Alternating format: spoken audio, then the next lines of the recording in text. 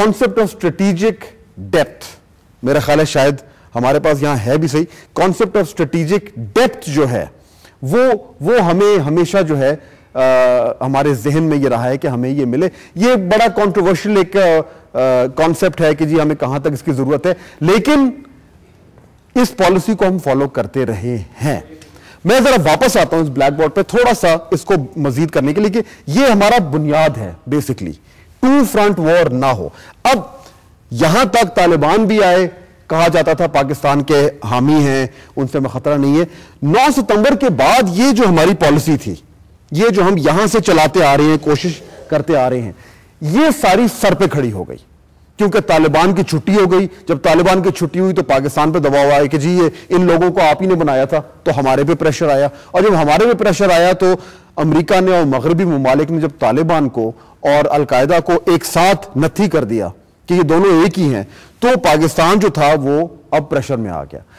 اب کیا ہوا ہے؟ اس ساری رام کہانی کے بعد 8-10 سال پاکستان نے بڑا دباؤ جو ہے اس کا سامنا کیا ہے، اور اس طرح کے الزامات جو ہیں وہ آتے رہے کہ پاکستان جو ہے وہ ایک دوغلی پالیسی فالو کر رہا ہے، طالبان کو پناہ دی ہوئی ہے، ہماری جو انٹیلیجنس ایجنسیز ہیں ISI ہے وہ چھپ کر ان کی مدد بھی کرتے ہیں، وغیرہ وغیرہ وغیرہ. میڈیا ہو، مغربی میڈیا، ان کی حکومتیں ہوں، 8-9 سال انہوں نے پاکستان کا ستیہ ناش کر دیا اس طرح کے دباؤ ڈال کے. اب کیا ہوا ہے؟ یہاں پہ اب ایک انٹرسٹنگ ڈیولپمنٹ ہو رہی ہے جس کے لیے ہم یہ سارا پروگرام آج کر رہے ہیں. وہ انٹرسٹنگ ڈیولپمنٹ یہ ہوئی ہے کہ اس ساری رام کہانی کے بعد اب افغانستان میں امریکہ کا حال جو ہے وہ کچھ اچھا نہیں ہے، اور وہ انہوں نے کہہ دیا ہے کہ وہ اگلے 2-3 سال میں نکل جائیں گے. نکلیں کیسے؟ طالبان جو ہیں جن کو 96 میں یہ حکومت میں آئے تھے، یہ اب ایک بار پھر ان کو مومنٹم ملا ہوا ہے، اور اب یہ کہا جا رہا ہے کہ طالبان کے ساتھ کس طریقے سے کچھ مفاہمتی عمل جو ہے شروع کیا جائے. یعنی وہی لوگ جن کو مار پیٹ کے کوشش کی جا رہی تھی کہ نیست و نابود کر دیا جائے، اب ان کے ساتھ کیا کیا جائے.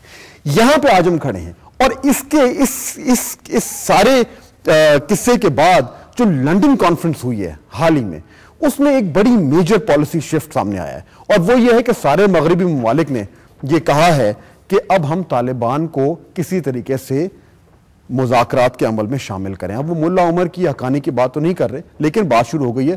اور اس حوالے سے یہ کہا جا رہا ہے کہ اس 8-9 سال کے پریشر کے بعد گھوم پھر کر امریکہ اور اس کے اتحادی واپس پاکستان کے پاس آ رہے ہیں، کیونکہ وہ جانتے ہیں کہ پاکستان جو ہے اس وقت اگر انہیں طالبان سے کوئی مفاہمت کرنی ہے یا کسی طریقے سے ایک ڈائلاگ کا پروسیس چلانا ہے، تو صرف اور صرف پاکستان ہے جس کی لیوریج ہے ان لوگوں کے ساتھ.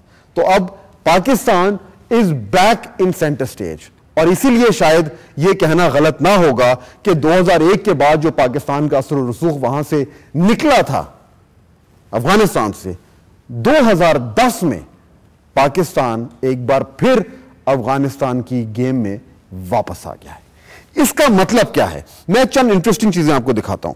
مثلا افغانستان میں جو میجر پلیئرز ہیں اس وقت طالبان کے حوالے سے، وہ یہ آپ دیکھ رہے ہیں، یہ 3، یہ حامد کرزئی صاحب، ملا عمر اور حقانی نیٹ ورک کے سربراہ جناب حقانی صاحب.